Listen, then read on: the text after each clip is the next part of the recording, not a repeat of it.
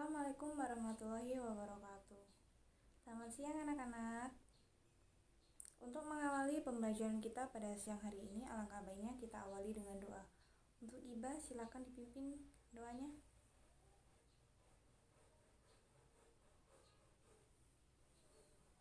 Ya, selesai. Adakah yang tidak hadir pada hari ini? Nihil, alhamdulillah nihil ya. Silakan diperiksa terlebih dahulu di bawah meja dan kursinya apakah masih ada sampah. Baiklah, sudah bersiap. Untuk materi kita pada hari ini kita akan membahas tentang pengertian sosiologi, ruang lingkup dalam sosiologi, konsep-konsep dalam sosiologi, dan metode-metode sosiologi. Apa sih sosiologi? Jadi, menurut Kamus Besar Bahasa Indonesia, sosiologi merupakan ilmu pengetahuan atau ilmu tentang sifat dan perkembangan masyarakat, ilmu tentang struktur sosial, proses sosial, dan perubahannya. Sosiologi itu pertama kali diperkenalkan pada tahun 1838 oleh Auguste Comte dalam bukunya yang berjudul Cours de Philosophie Positive. Berkat kontribusinya terhadap sosiologi, filsuf asal Prancis dinobatkan sebagai the father of sociology, tak seorang diri dalam kemunculan awal sosiologi. Terdapat 4 penemu besar lainnya, yaitu Emile Durkheim, Karl Marx, Max Weber, dan Herbert Spencer. Selanjutnya kita akan membahas tentang ruang lingkup sosiologi. Jadi sosiologi itu mempelajari struktur yang meliputi perubahan sosial. Ruang lingkup sosiologi lebih luas dari kebanyakan ilmu sosial lainnya karena mencakup hubungan individu dengan individu, individu dengan kelompok, dan kelompok dengan kelompok, dengan kelompok di dalam masyarakat. Karena dasar penelitian sosiologi merupakan penggabungan data dari berbagai ilmu pengetahuan. Ruang lingkup kajian sosiologi dapat dijadikan 3 poin, yaitu yang pertama, ekonomi beserta kegiatan usahanya secara prinsipil yang berhubungan dengan produksi, distribusi, dan pemakaian sumber-sumber kekayaan alam. Yang kedua, persoalan sejarah, yaitu berhubungan dengan catatan kronologis, contohnya usaha kegiatan manusia beserta prestasinya yang tercatat dan sebagainya. Yang ketiga, masalah manajemen, yaitu pihak-pihak yang membuat kajian berkaitan dengan apa yang dialami warganya. Berdasarkan kekhususan dari ruang lingkupnya, sosiologi dapat dikelompokkan menjadi dua cabang, yaitu sosiologi umum dan khusus. Selanjutnya kita akan mempelajari konsep-konsep dasar sosiologi.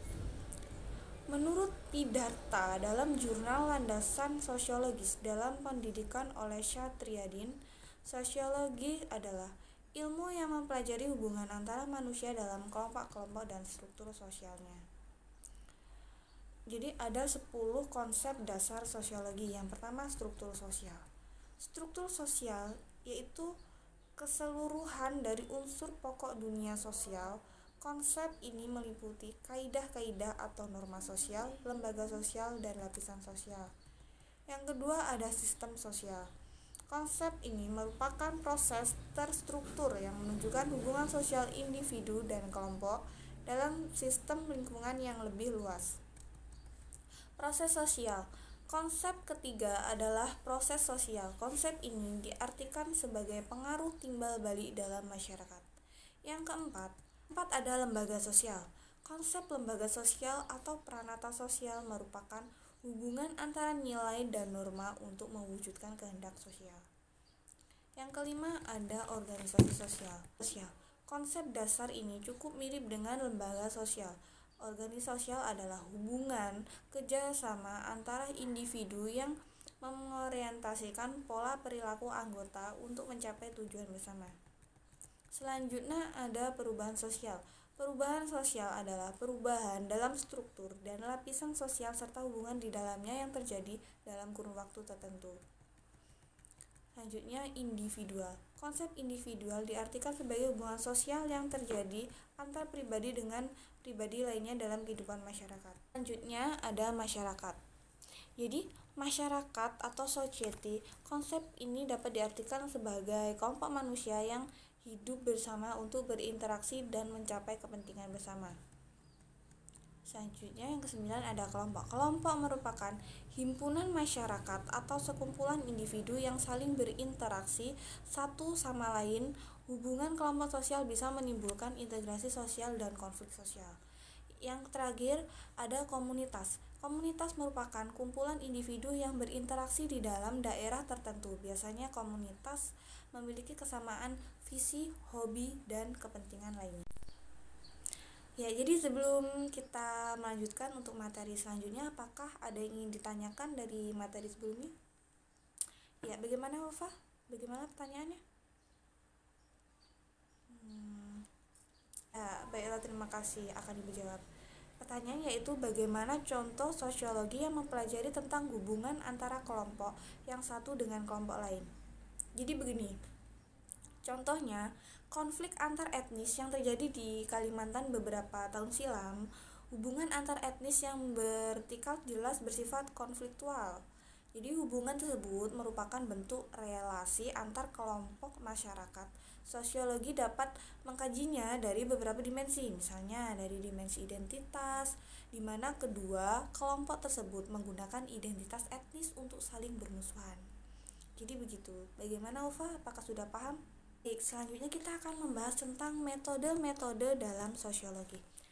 Apa sih metode sosiologi? Jadi metode sosiologi itu merupakan langkah-langkah ilmiah yang diterapkan peneliti dalam rangka penelitian sosiologi. Metode sosiologi itu menjelaskan tentang posisi disiplin sosiologi sebagai metodologi. Ada metode kualitatif, yang merupakan metode sosiologi yang menekankan pada pengumpulan dan penggunaan data deskriptif atau naratif. Data tersebut merupakan rangkaian kata-kata. Dalam metode kualitatif itu ada 3 jenis metode, yaitu metode historis, metode komparatif, dan metode studi kasus. Selanjutnya ada metode deduktif, merupakan metode sosiologi yang penerapannya dimulai dari teori-teori yang berada di kepala peneliti. Kemudian, teori tersebut digunakan untuk memandu proses analisis data yang diperoleh di lapangan. Yang terakhir ada metode empiris, yang merupakan metode sosiologi yang digunakan untuk mencari data objektif di lapangan. Data objektif tersebut bersifat empiris, artinya berasal dari realitas di lapangan tanpa interpretasi kepentingan peneliti.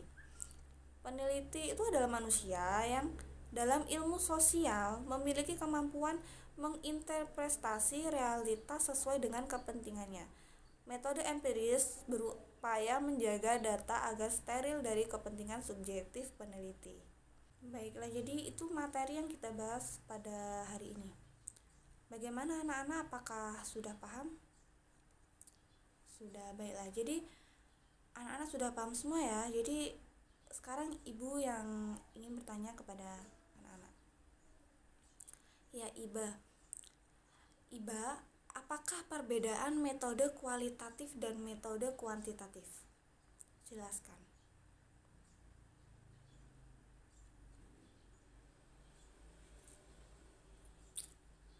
Ya, baiklah. Jadi sekarang ibu akan membagi satu kelas ini menjadi 4 kelompok. Jadi tadi kan kita sudah membahas 4 materi. Jadi masing-masing kelompok itu, misal kelompok 1 itu membuat makalah tentang pengertian sosiologi sesuai materi. Jadi kelompok 1 membuat materi 1, kelompok 2 membuat materi 2, kelompok 3 dan seterusnya. Jadi silakan masing-masing kelompok membuat makalah dengan materi tersebut, lalu minggu depan dipresentasikan. Ya, baiklah, di mana? Apakah ada yang ingin tanyakan? Lalu untuk tugas selanjutnya yaitu tugas individu. Jadi tugas individu, silakan kalian ambil kertas soal-soal ini lalu dikerjakan secara individu ya. Ya. Baiklah, silakan Iba ketua kelasnya dibagikan kepada teman-temannya. Kesimpulan pada materi siang hari ini yaitu tentang sosiologi. Sosiologi itu merupakan gabungan dua kata dari bahasa Latin dan Yunani, yakni socius dan yang berarti kawan dalam bahasa Latin, sedangkan logos bermakna ilmu pengetahuan dalam bahasa Yunani. Jadi, secara harfiah, sosiologi merupakan ilmu pengetahuan yang mempelajari pola perilaku manusia dalam bermasyarakat. Baiklah anak-anak, terima kasih atas perhatiannya dan jangan lupa untuk tugas kelompok dan individunya ya. Ya, jadi Ibu akhiri, wassalamualaikum warahmatullahi wabarakatuh. Silahkan Iba dipimpin untuk doanya.